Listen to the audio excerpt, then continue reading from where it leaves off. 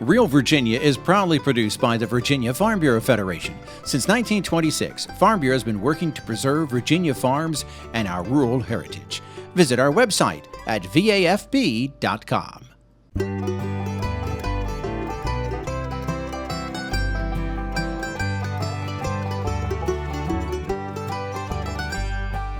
Home will always be Virginia, between the Blue Ridge and Chesapeake Bay, Atlantic to Appalachia, home in my heart always. Hello, everyone, and welcome to Real Virginia, a show about Virginia agriculture and the people who bring you all of the wonderful products we enjoy. Brought to you by the Virginia Farm Bureau. Sweet, delicious Virginia cantaloupes. We visit a farm where they're raised. Which plant is best for your garden, sun or shade? Mark Viette has some answers. And farmers and gardeners alike benefit from the research programs at Virginia State University. Welcome back to Real Virginia, everyone. This week we're coming to you from the Randolph Research Farm at Virginia State University, and we'll visit back here in a few minutes. But first, it's summertime in the Old Dominion, and Burke Muller takes us out to a cantaloupe farm to enjoy some tasty treats. Halifax County in Southern Virginia is well known for its fresh produce. Drive anywhere in the county and you're bound to pass a roadside stand or retail stores like Reese's Farm Fresh Produce. Of course, there's plenty of squash and tomatoes to choose from, but there's one fruit that stands out among the rest.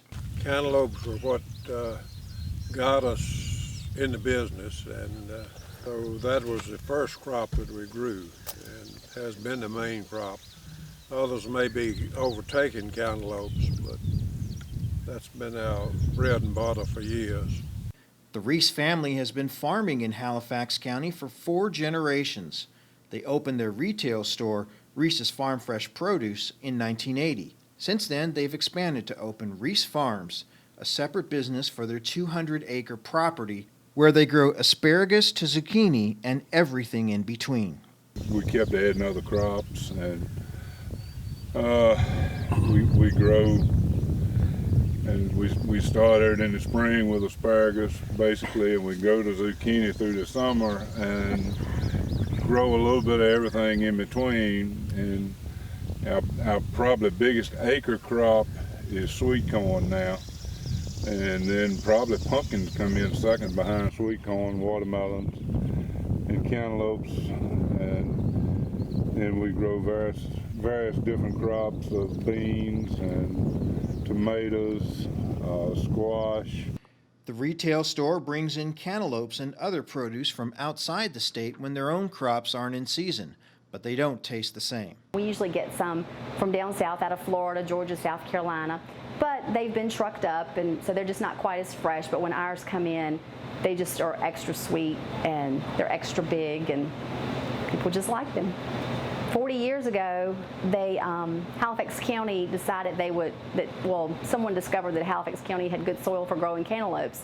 So then the Virginia Cantaloupe Festival kicked off, and Halifax just got this reputation for having really good cantaloupe. In fact, the Halifax County Chamber of Commerce has been sponsoring the county's Cantaloupe Festival for 39 years. Farming is an estimated $31.8 million business in Halifax County, and fresh produce is an important factor in the local economy. That's really a celebration of what Halifax County has to offer and what sets us apart. And part of that is our locally grown cantaloupe. We're in our 39th year, so we're very excited about that. We have about 70% local attendance in the event. So we are bringing in folks from out of town, from North Carolina and Florida as of a few weeks ago. So we do draw people from other places, but also the community is very supportive of the event as well. McCormick says it's just one way the county supports agriculture in the economy. We have a huge farming community here, whether they're still growing tobacco or farming or soybeans, so very much a huge part of our community. Another new crop, grapes. We have a winery here, and several people are growing grapes. For the Reese family, it's been a strong business that's allowed them to expand into new produce offerings over the years while making sure it lives up to their own standards. You can see the difference when you cut open a Halifax cantaloupe. The inside is a little bit softer and the taste is out of this world. So spend a little time in Halifax County this summer and bring back some of the best bounty Virginia has to offer. In Halifax County, I'm Burke Moeller reporting. Cantaloupes and muskmelons are grown on 239 Virginia farms, many of them in Southside Virginia. The market value of all crops in Halifax County is $16.3 million a year, and cantaloupes are a consumer favorite. Across Virginia, there are 1,803 farms where vegetables, potatoes, and melons are grown. 2/3 of those farms are smaller than 5 acres, meaning these are great crops for small producers. Some of the top vegetable crops include sweet corn, tomatoes, and pumpkins. Other popular crops are bell peppers, green beans, potatoes, squash, and watermelon. I'm Mark Viette. Why are my plants not flowering? Stay with us and I'll tell you. Farm Bureau is the insurance provider of choice for farmers. But did you know all Virginians can benefit? In fact, most of our members are not farmers. Members may take advantage of discounts on selected autos, trucks, mowers, and tractors on top of the many insurance offerings. Your $40 membership will easily pay for itself with their many savings options as well. Farm Bureau is made for Virginians. To learn more about the membership advantage, go to vafb.com or visit your local Farm Bureau. Why do some plants thrive in the garden and some fail? It could be as simple as the right plant in the wrong place. Mark Viette tells us about sun-loving plants versus shade-loving plants in the garden.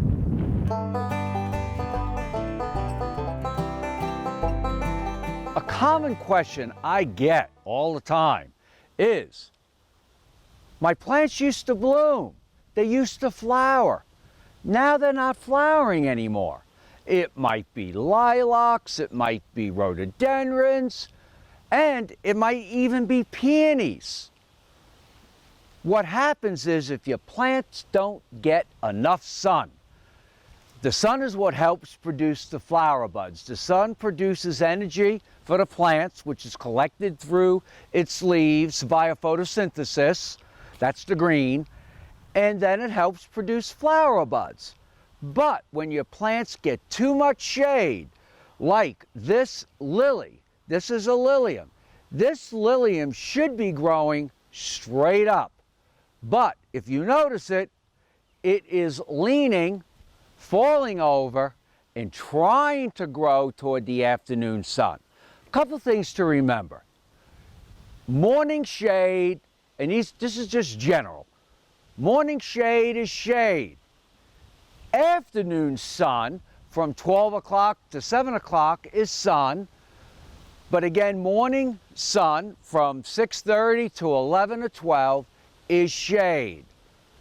Morning shade does not provide enough sunlight to get a lot of plants to bloom.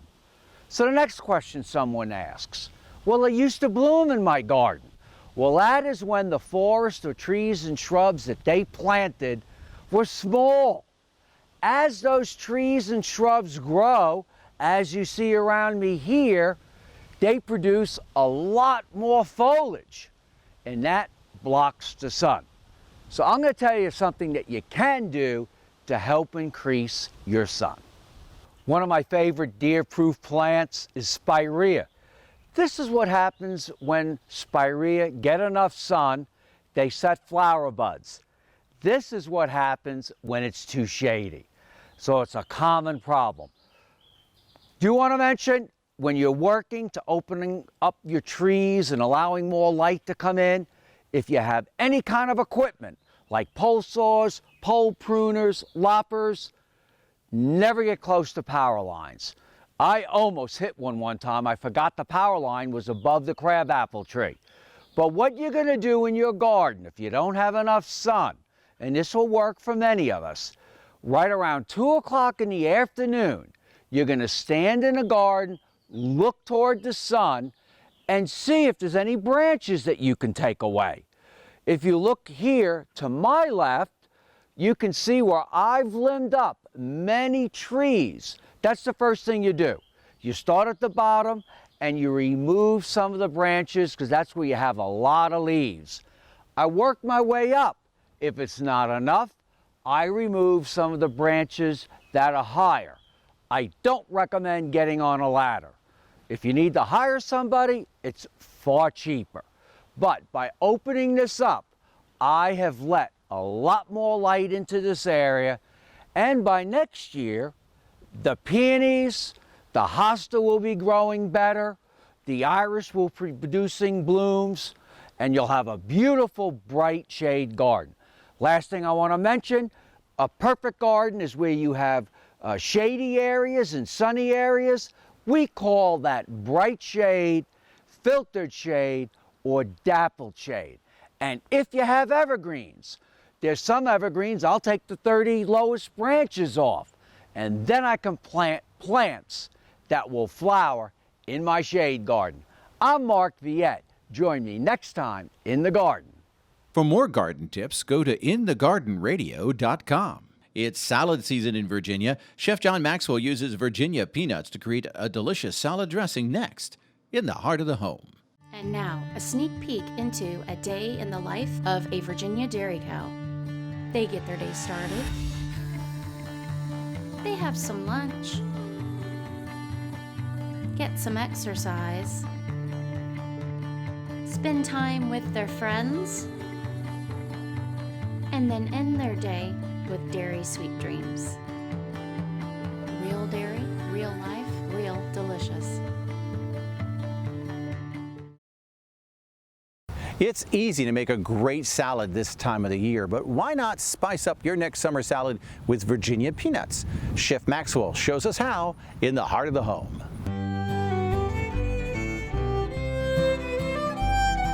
Hi, I'm Chef John Maxwell. Welcome to the heart of the home. We're here in Meadow Hall at Meadow Event Park in Doswell, Virginia, where every week we get a chance to play with some great Virginia food. Today, it's going to be really special. I've had a chance to travel in Asia a lot with the Virginia Department of Agriculture, and I've got a salad that's based on some of the things I learned there. We've got a broccoli salad with peanut sauce. It's got cherries, it's got peanuts, it's got all kinds of good stuff. So we're going to get started here. It's mostly an assembled salad, so I'm going to just do the dressing first. So I'm going to start with some peanut butter, using great Virginia peanuts. There we go. All right. And I'm going to add some soy sauce, right, and some rice wine vinegar. There's two kinds of rice wine vinegar. You can get seasoned or unseasoned. Seasoned just means it's got sugar in it. So I'd use the unseasoned. But if you want to use seasoned, you can. It's just got a little sugar in it. Right? And some sesame oil. Right? A little bit of salt. Right? And I'm going to take a little bit of ginger, right, and grate that. Right? I've got some grated in here. I'm just going to add in here. Right? Right. But all I do for that is just take a grater, right, and peel, and then just run it across the grater right down into the dressing. Right? But it's kind of boring to watch me grate that, so I'm not going to do that here. All right. So now I'm going to emulsify this using a wire whip. All right, get that peanut butter all mixed in good. Okay, now we've got the dressing done, right, and I'm ready to build the salad. So let me get a plate over here, right, so we can get this done. First thing I'm going to do is put some cilantro down on here. Cilantro is a very sharp tasting herb that is really reminiscent of the Orient, of China and Korea and Japan. Right. So now I'm going to slice some cucumbers and get those on. Now, I'm not going to make this a very organized or structured salad. I'm just going to make it a little random, but it will be delightful. And so we get the cucumbers on there. Now I'm going to put some broccoli florets.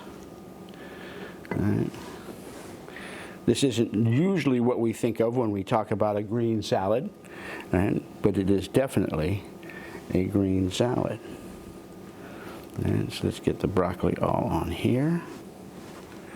All right. Now we've got some dried cherries. We're going to add some dried cherries to this.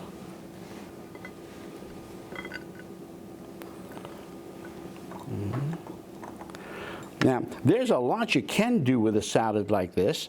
I'm making it very simple and very basic, but you can grow this in any direction you want. You could put something sharp on here, like radishes, some red radishes, sliced thin would be nice and pretty and add some color. Some daikon radish would give it some snap, or some horseradish, if you wanted to do it that way, to give it that heat, a little bit of heat. Right? But we've got the dressing now. I'm just going to drizzle a little bit all around to give it some artistic kind of presence. And now I'm going to spoon the dressing over the broccoli itself. And the key here is that as you eat it, you're going to get all these different textures and flavors.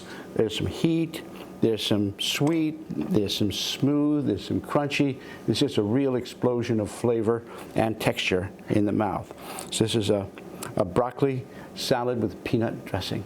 So join us next week on Heart of the Home, where we get to play with great Virginia food. Recipes from the Heart of the Home can be found on the Virginia Farm Bureau website at vafb.com, as well as on Chef Maxwell's website at chefjohnmaxwell.com. Peanuts are grown on 189 farms in 8 counties in southeastern Virginia. Almost 129 million pounds of peanuts are raised each year. They're harvested in August and September and stored year-round for bagging and packing as a fresh snack. The Virginia-style peanut is the only one grown here. Other states raise runner-style or even Spanish peanuts for use in peanut butter and candy products. Only Virginia and North Carolina growers raise the larger Virginia-style peanut, first introduced to the rest of the nation during the Civil War. Most Virginia peanut farms range from 100 acres to 249 acres in size.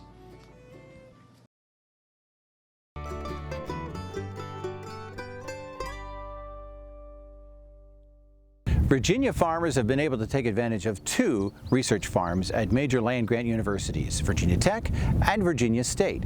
As Dave Miller tells us, the folks at Virginia State University have been working for years to help small farmers succeed in a wide variety of agriculture endeavors. The Randolph Farm's 416 acres of open fields and farm buildings are only a few miles from VSU's academic campus and serves all types of Virginia agriculture. It's composed of grain fields, fish ponds, greenhouses, and small animal pens, and hosts academics, research, and extension programs. Visiting Randolph Farm is like touring several niche farms, all tied together with the purpose of helping the small farmer and the student get ahead in today's ag environment. This farm really is integral to everything that we do in the College of Agriculture. It supports our student learning. It is our largest classroom at the university, our largest laboratory, and our largest demonstration plot that we have here. It supports experiential learning of the students. It supports our research and discovery that our scientists are doing every day in the laboratories and in the fields that you'll see here at Randolph Farm. And it supports the outreach and public engagement that our Cooperative Extension Service program here at the university is doing. VSU is a land-grant university, one of almost 300 institutions across the U.S., with a special mission to distribute agriculture research knowledge to the public.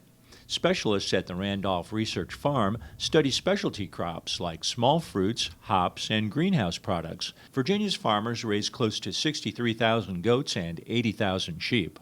Unlike other states where these numbers are declining, in Virginia, the goat and sheep population is growing. 2 different species, particularly the meat goats and the hair sheep, both are kept for their meat production.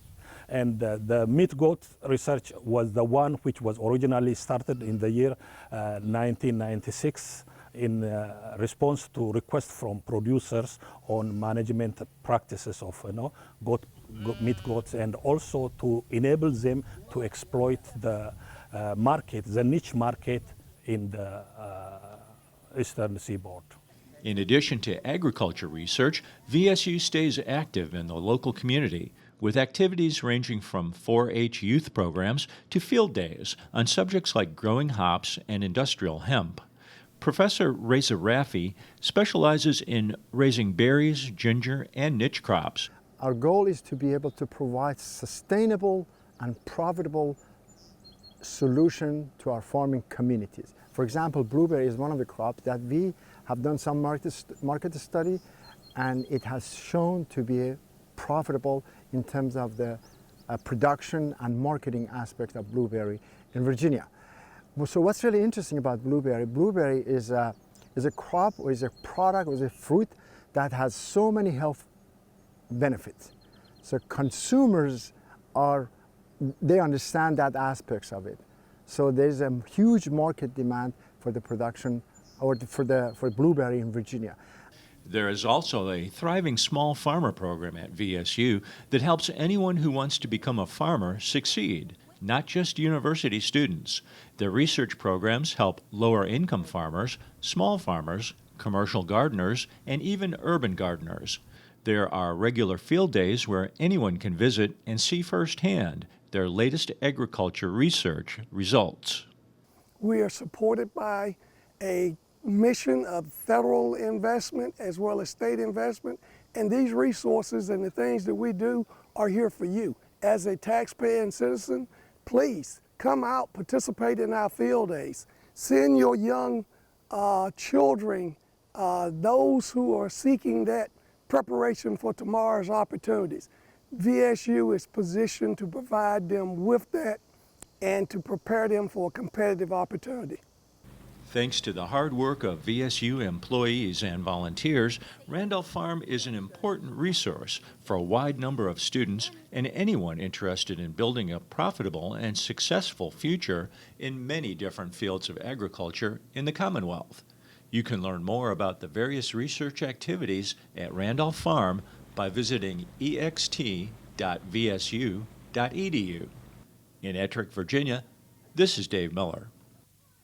We're so glad you could join us to celebrate all the bounty that Virginia has to offer. From your kitchens to our gardens to our wide open spaces, we're proud to say that this is Real Virginia. So for everyone at the Virginia Farm Bureau, thanks for watching and make it a great week.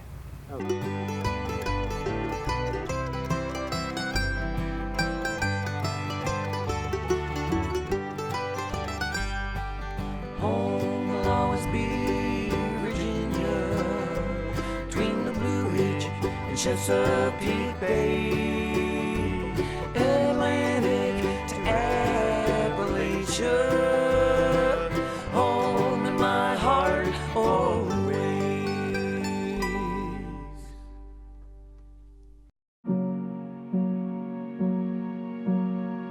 You're going to need me. You're going to need us. All of us.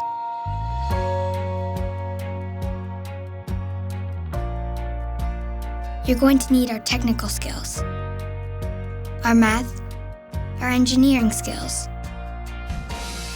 You're going to need our help with your water, your air, your food. You're going to need our organizational skills, our problem-solving skills. You're going to need our determination, our honesty, our compassion. You're going to need the next generation of leaders to face the challenges the future will bring.